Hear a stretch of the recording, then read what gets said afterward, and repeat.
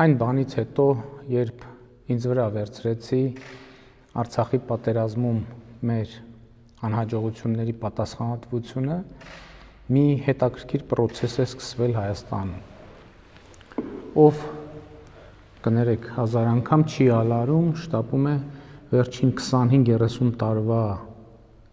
իր եւ մեր բոլոր սխալների պատասխանատվությունը հրել դեպի ինձ, դեպի գործող կառավարություն։ Բանը հասել է այնտեղ, որ այն մարդով Լեռնային Ղարաբաղը դուրս է թողել բանակցային գործընթացից եւ բանակցությունները տեղափոխել Հայաստան-Ադրբեջան հարթություն, մեզ մեղադրում է նրանում, որ Ղարաբաղի հարցը տարածքային վեճի կոնտեքստ է ստացել մեր վարած քաղաքականության պատճառով։ Հարցը տարածքային վեճի կոնտեքստ ստացել է այն ժամանակ, երբ Հայաստանը սկսեց բանակցել Ղարաբաղի փոխարեն։ Եվ այդ փաստը ուշադրություն դարձրեք,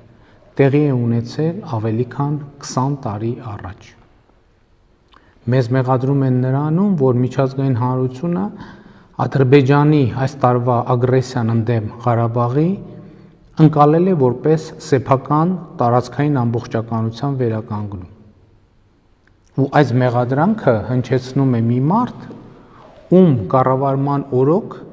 երբ միջազգային հանրությունը Հայաստանին մեղադրում էր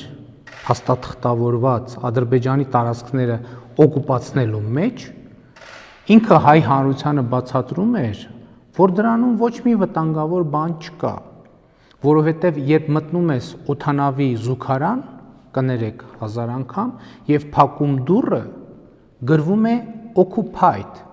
այնպես որ օկուպացված բառի մեջ ոչ մի սարսափազդու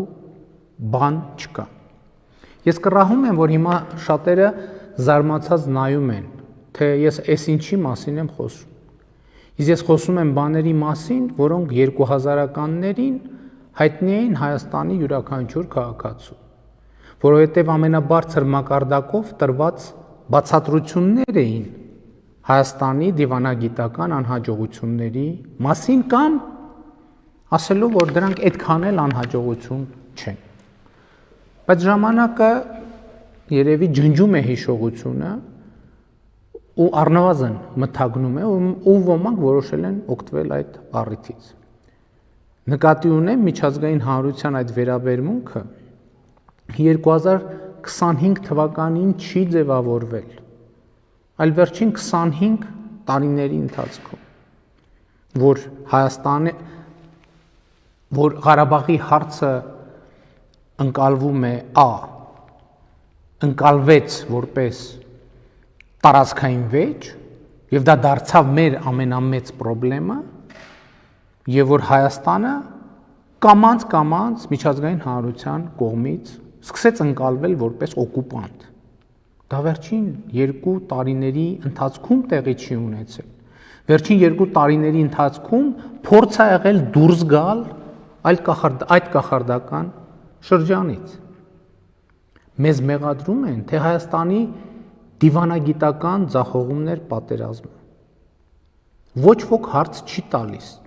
թե Ղարաբաղի հարցից, Ղարաբաղի հարցում Հայաստանը այդ երբ եւ ինչպիսի դիվանագիտական հաջողություն է ունեցել ինստիտուցիոնալ բանակցությունների մեկնարկից ի վեր։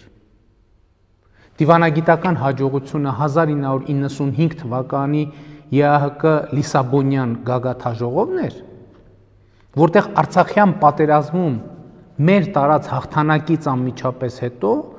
միջազգային հանրությունը ըստ էության ի ցույց դրեց իր մոտեցումը, որ Ղարաբաղը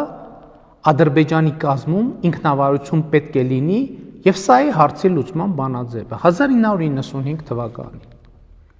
Դիվանագիտական հաջողությունը 1998 թվականին բանակցությունների սեղանին դրված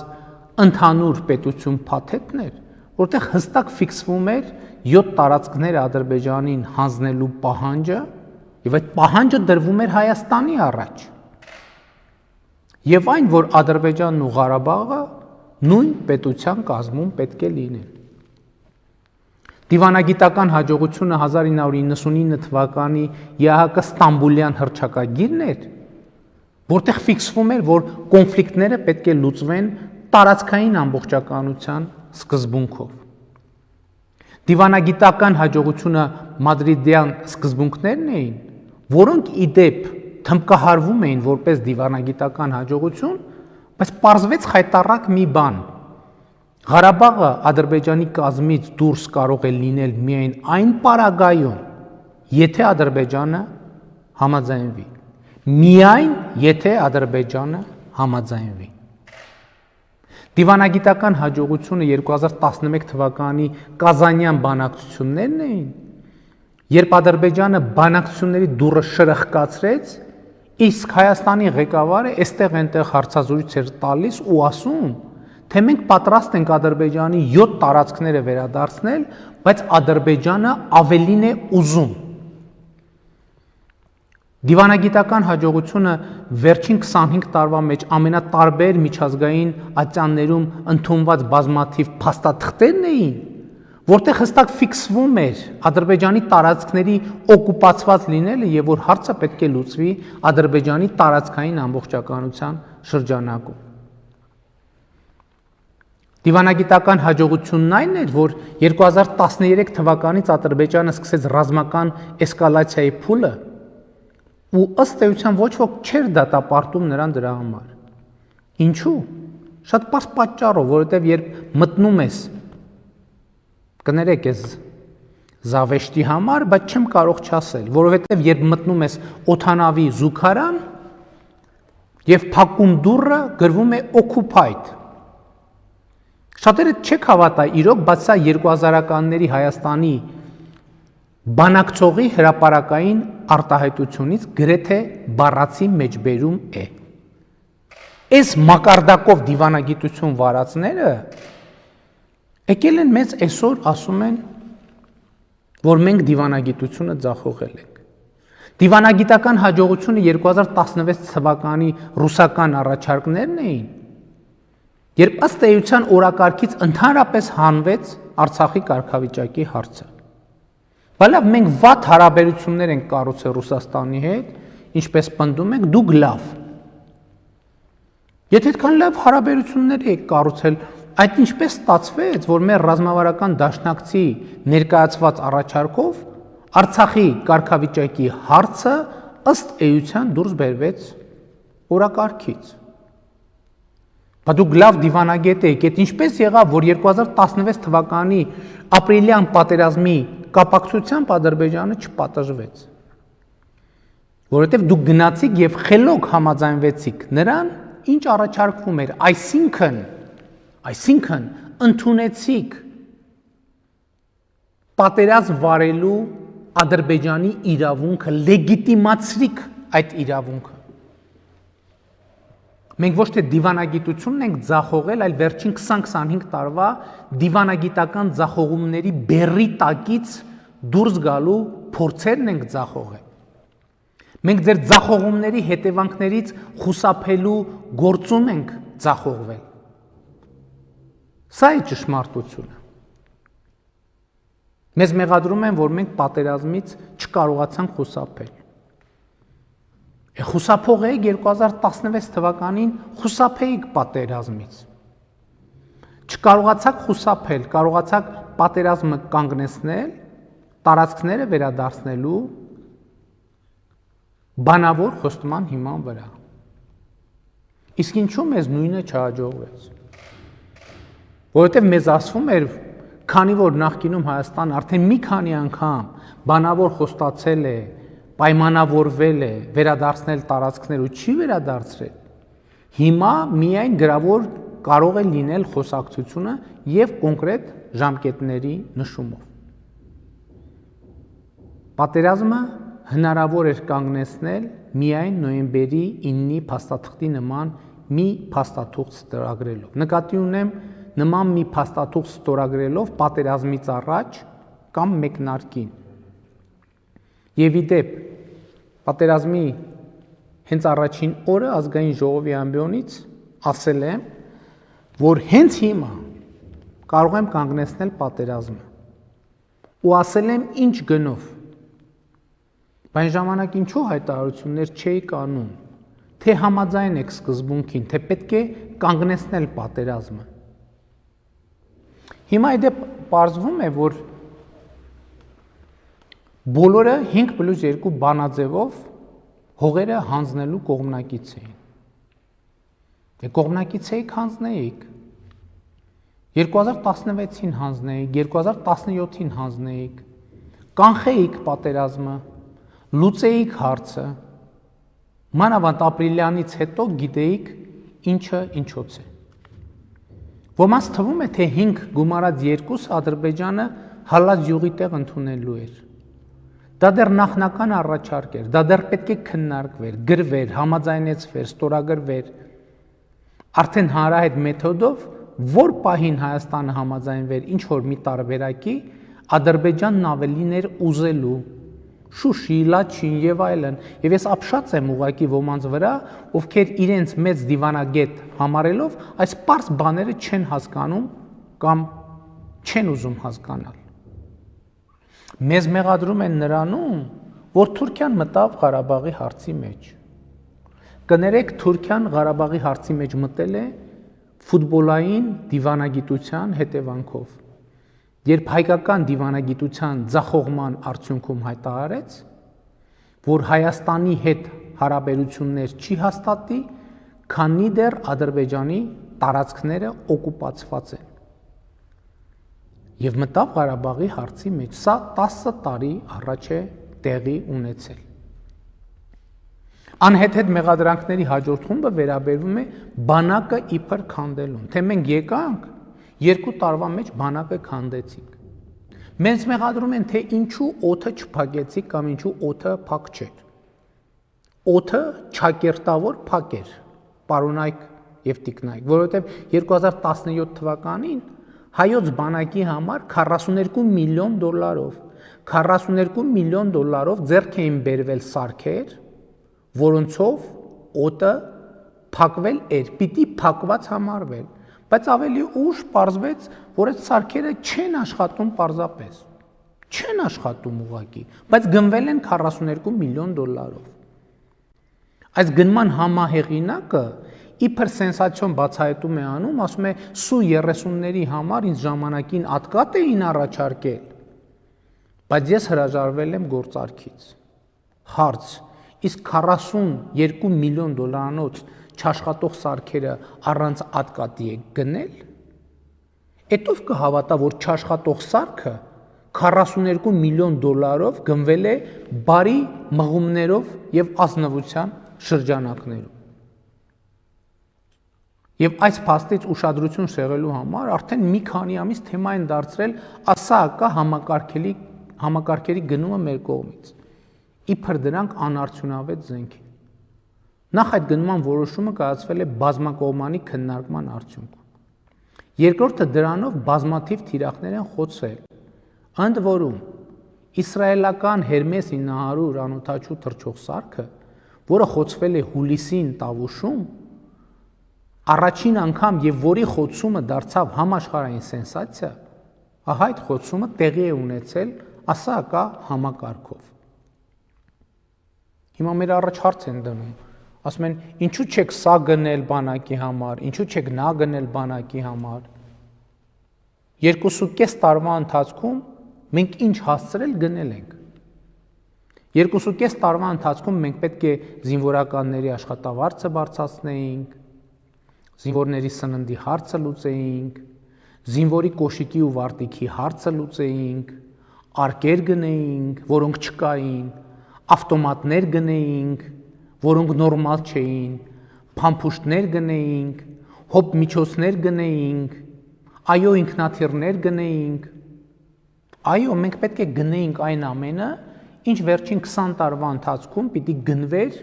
ու չէր գնվել։ 2 տարվա ընթացքում մենք պետք է գնեինք այն ամենը, ինչ 20 տարվա ընթացքում պետք է գնվեր ու չէր գնվել։ Լավ, մենք 2 տարվա մեջ 20 տարվա չգնացը չգնեցինք։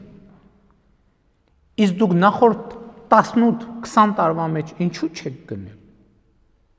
Այդ ինչպես է եղել, որ դղյակներ կառուցելը, կղզիներ գնելը, Եվրոպաներում առանձնատներ ձեռք բերելը, շվեյցարական բանկերում միլիոններ կուտակելը ավելի կարևոր է համարել, քան 2.5 տարվա մեջ մեր չգնացը 20 տարվա մեջ գնելը։ Որտեղ մտածել եք, որ օդանավի զուգարանի դուռը փակելիս, որ գրվում է occupied, ուրեմն ամեն ինչ լավ է լինելու։ Հիմա այլ ինչ-որ թեզ են դրել շրջանառության մեջ, թե պատերազմի 3-րդ օրը ինչ-որ որոշում եմ կայացրել, որը աղետալի հետևանքներ է ունեցել։ 15 օր այդ որոշումը փնտրում ենք ու չենք գտնում, որովհետև չկա նման որոշում։ Հիմա երևի այդպիսի ժամանակներ են, ցանկացած սուտ կարելի է ասել ու կանցնել։ Հիմա էլ մարտերում ձախողումների համար ուղիղ պատասխանատվություն են դնում ինձ վրա։ Վարչապետը մարդ է ղեկավարում կամ ղեկավարել։ Վարչապետը վաշտի հրամանատարի մակարդակով որոշումներ է կայացնում կամ թեկուզ գնդի հրամանատարի։ Վարչապետը միանձնյա որոշումներ է կայացրել։ Վարչապետը մի անգամ է միանձնյա որոշում կայացրել պատերազմի ընթացքում եւ այդ որոշման շնորհիվ 7-րդ պաշտպանական շրջանը իր տեղում է, որովհետեւ ոմանք խոճապի մեջ ուզում էին 7-րդ պաշտպանական շրջանն էլ հանձնել։ Լավ է, գոնե հիմա խոստովանում են, որ այդ պատերազմը հաջող ավարտելու շանս կար։ Ինչով է կարևոր, նրանով, որ սա լրիվ անհույս ու խելագար պատերազմ չէր։ Բայց ինչու չեղավ հաջողություն։ Ինչ կապ ունեն այդ անհաջողության հետ այն վկայությունները, իմիջայլոց առաջնագծից եկած զինվորների վկայությունները, թե պատերազմի առաջին օրից ինչ որ մարդիկ առաջնագծով լուրեր են տարեցել, թե հողերը ծախած են, թե Նիկոլը հողերը ծախած է, կռիվն անիմաստ է։ Ինչ կապ ունի պարտության հետ այն փաստը, որ հայաստանյան որոշ քաղաքական շրջանակներ դեռ ամիսներ առաջ, սեպտեմբեր-հոկտեմբերին պատերազմ ու ներքաղաքական անակնկալներ էին խոստանում։ Էդում հետ էին պայմանավորվել պատերազմի եւ ներքաղաքական անակնկալների շուրջ։ Դրանք էլ հրապարակային հայտարարություններ են։ Իսկ գլոբալ առումով ի վերջո ուժ չենք ունենալու խոստովանել, որ մեր ձախողման պատճառն այն էր, որ Հայաստանը առնվազն 25 տարի եղել է կոռումպացված պետություն, որտեղ այսօր քաղաքական ակտիվություն ցուցաբերող էլիտայի առնվազն ամենաազդեցիկ մասը այլ բան չի արել, քան անձնական հարստություն կուտակելը ու պետության դիմակայության ամբողջ ռեսուրսը կերել է, մսխել է, քայքայել է, տեղափոխել է շվեյցարական բանկեր։ Այդ ամենը 1 կամ 2 հոգի չի արել, դա արել է համակարգ իր բազմաթիվ շոշափուկներով եւ այդ համակարգը ամեն օր դիմադրել է ու դիմադրում է։ Ու այդ դիմադրությունը հասել է կուլմինացիային։ Ու այդ դիմադրության հիմնական նպատակն այն է, որ այս պատերազմի ու դրան նախորդած ու հաջորդած իրադարձությունների մասին ճշմարտությունը չիմացվի, որ ամեն ինչ մնա մանիպուլյացիաների մակարդակում։ Իմիջայլոց այդպիսի վարկած կա, որ ամսի 9-ի հարձակման նպատակը իրականում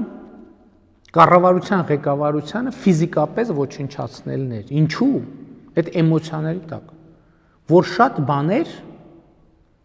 որ շատ ճշմարտություններ չբացահայտվեն այս պատերազմի մասին, բայց այդ ճշմարտությունները չեն կարող չբացահայտվել։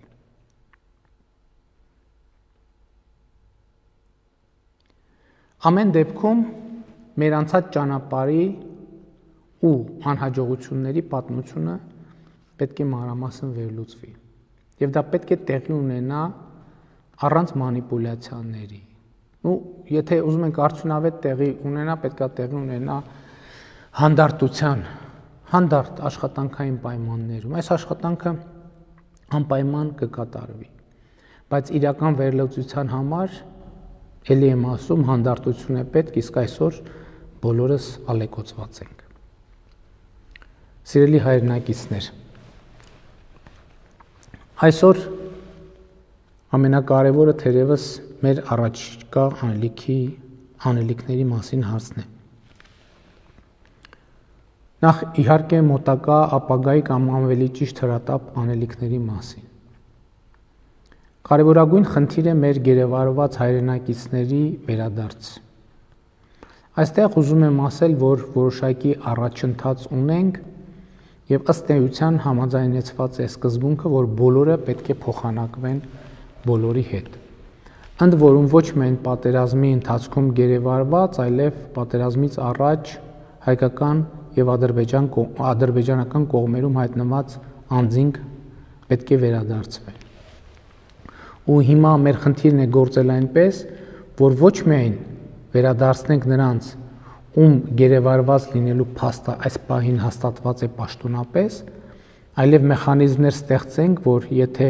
հետագայում կպարզվեն այլ անուններ եւս, նրանց վերադարձի հետ կապված խնդիրներ չծագեն։ Այստեղ մեզ պետք է որոշակի համբերություն եւ ես կարծում եմ, որ մենք հաջողություններ կունենանք։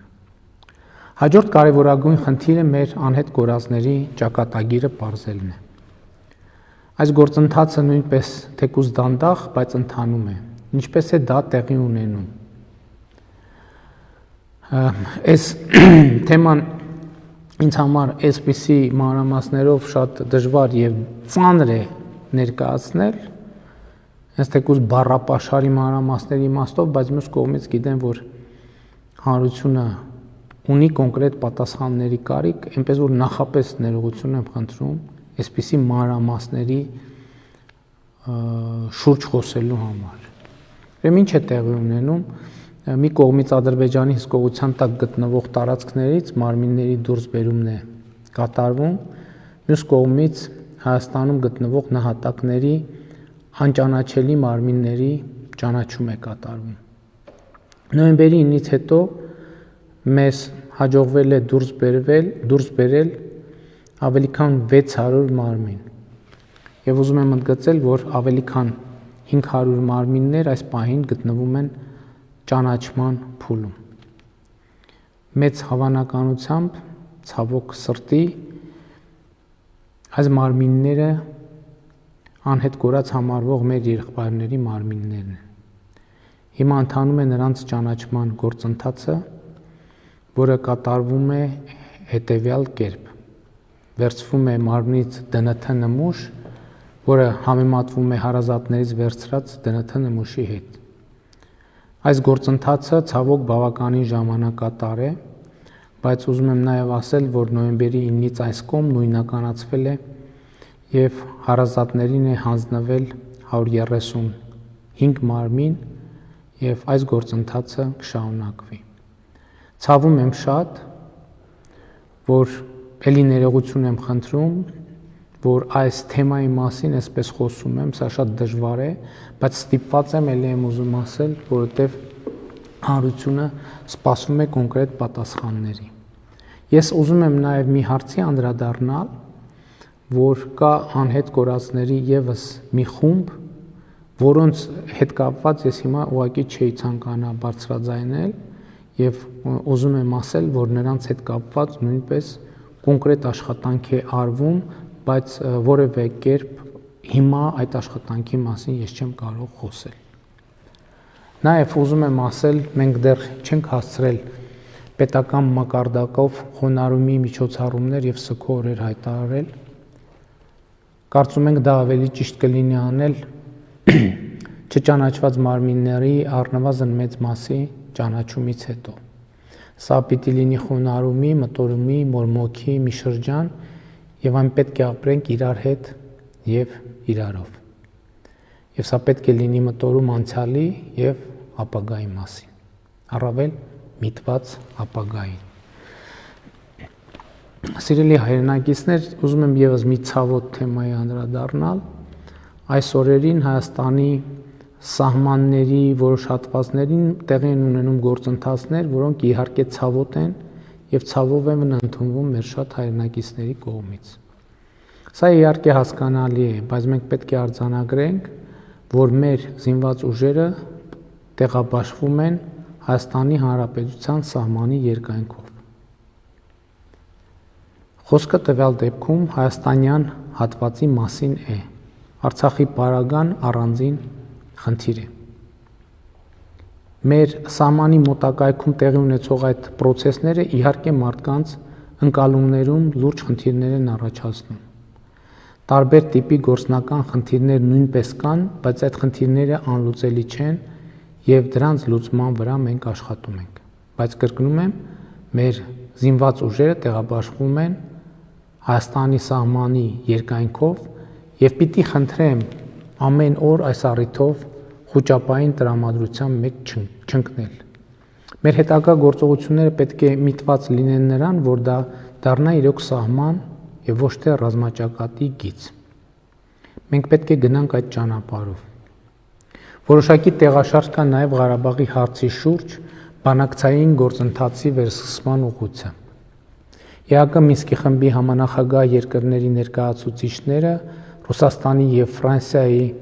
ագնախարարները եւ ԱՄՆ փոխպետքարտուղարը համատեղ հայտարարություն են ընդունել։ Այդ հայտարարության մեջ կարևոր շեշտադրումներ կան։ Վերահաստատվել է Ղարաբաղի հարցի կարգավորման շուրջ համատեղ աշխատելու եւ լիարժեք բանակցային գործընթաց վերականգնելու կամքն ու ցանկությունը։ Սա եւս մի կարևոր գործոն է նոյեմբերի 9-ի հայտարարության մեջ արձանագրված հրադադարը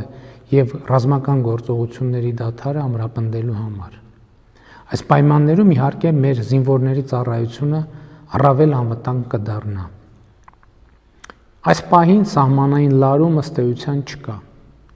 Պատերազմի հետևանքները որոշակի հարցեր են առաջացրել մեր զինվորների կեցության պայմանների հետ կապված,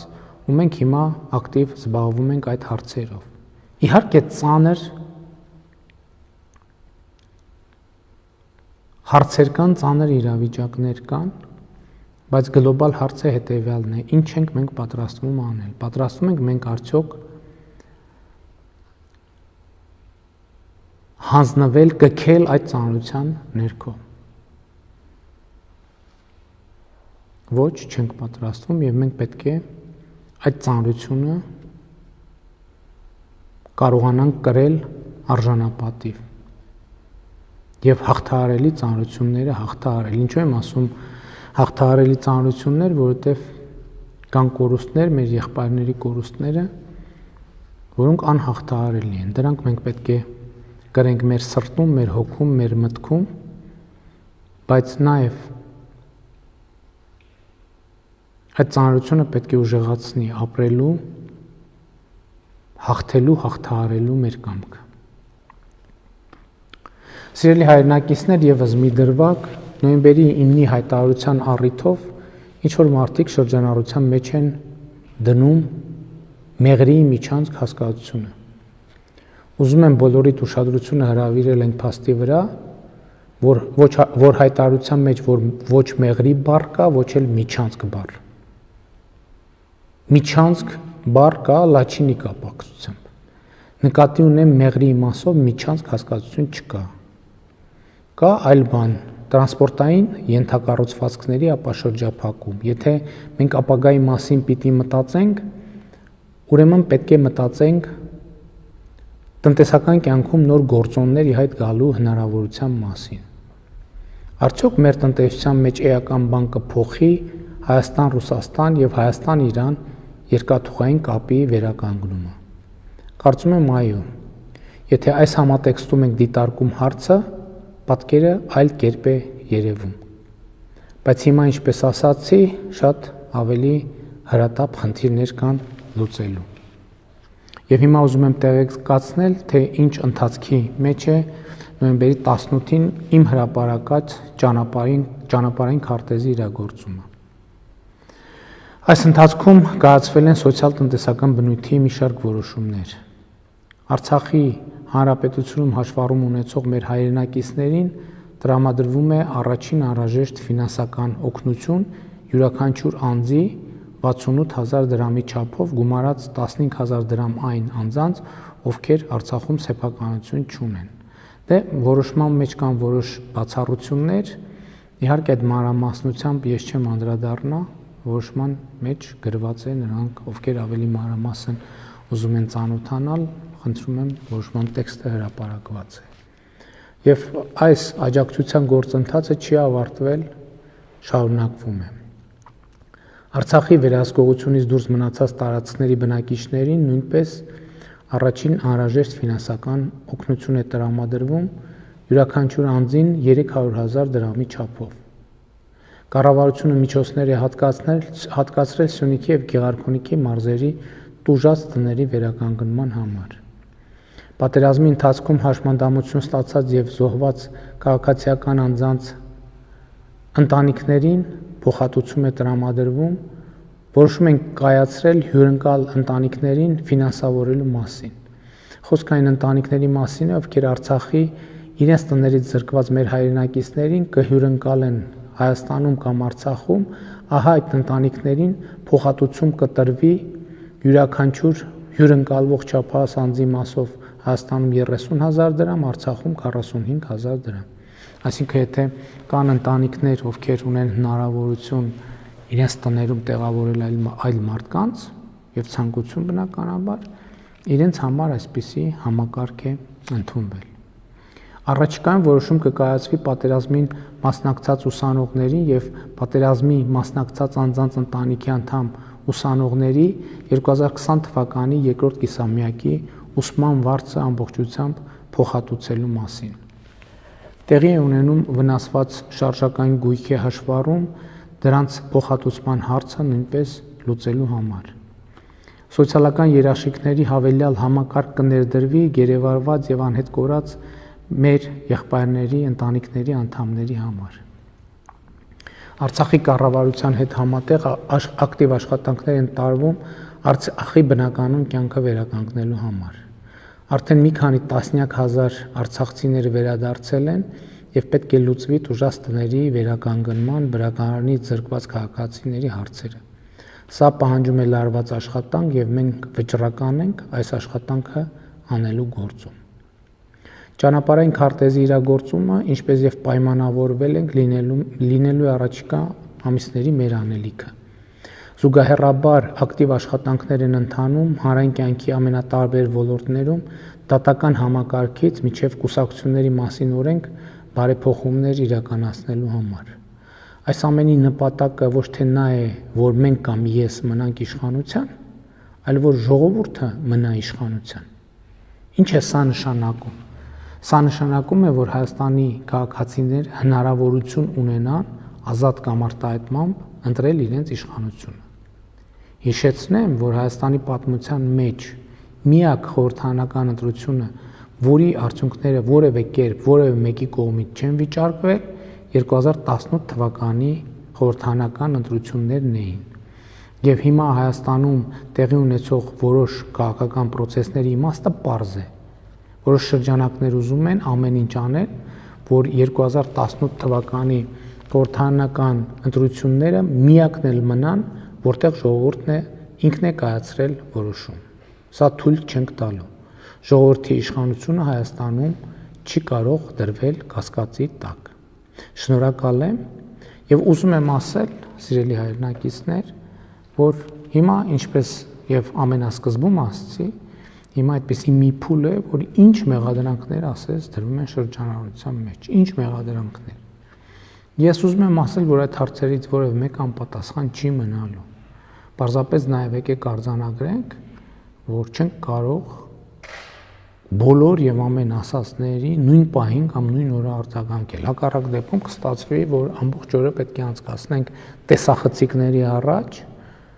եւ այն օրակարգը, այն հրատապ եւ օպերատիվ լուծում պահանջող հարցերը, որոնց մասին ասում էի, պետք է լուծում չստանան։ Իհարկե այսօր ես անդրադարձա մի շարք հարցերի, որոնք կոնցեպտուալ կարևոր հարցեր էին, բայց դրանք բոլորը չեն։